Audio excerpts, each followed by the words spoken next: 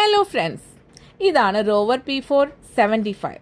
British വാഹന ചരിത്രത്തിലെ തന്നെ ഒരു അതുല്യമായ അധ്യായം. ഇതൊരു സാധാരണ കാറല്ല കേട്ടോ, ഒരു സുവർണ യുഗത്തിലെ ഓർമ്മപ്പെടുത്തുന്ന ഒരു ടൈം ക്യാപ്സുളാണിത്.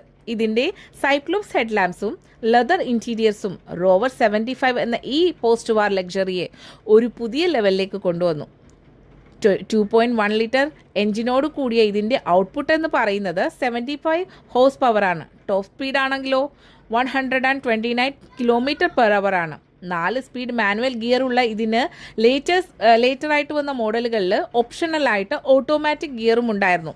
ഇതിന് ഹൈഡ്രോളിക് ഡ്രം ബ്രേക്സ് ആണുള്ളത്. ബട്ട് ലേറ്റർ മോഡൽസിൽ ഇതിന് ഫ്രണ്ട് ഡിസ്ക് ബ്രേക്സ് ആണുള്ളത്. ഇതിൻ്റെ ഇൻഡിപെൻഡൻറ്റ് ഫ്രണ്ട് സസ്പെൻഷൻ ആണ്.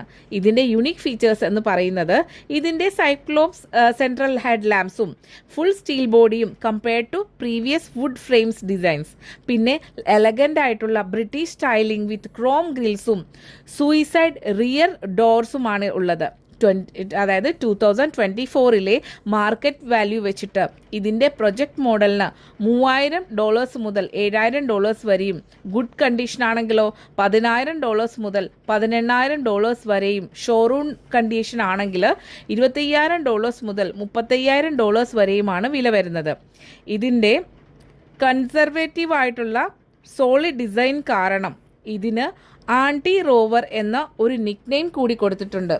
അപ്പോൾ നിങ്ങൾക്കെല്ലാവർക്കും ഈ ഒരു വീഡിയോ ഇഷ്ടമായിട്ടുണ്ടെങ്കിൽ ലൈക്ക് ചെയ്യാനും ഷെയർ ചെയ്യാനും സബ്സ്ക്രൈബ് ചെയ്യാനും മറക്കരുത് കേട്ടോ.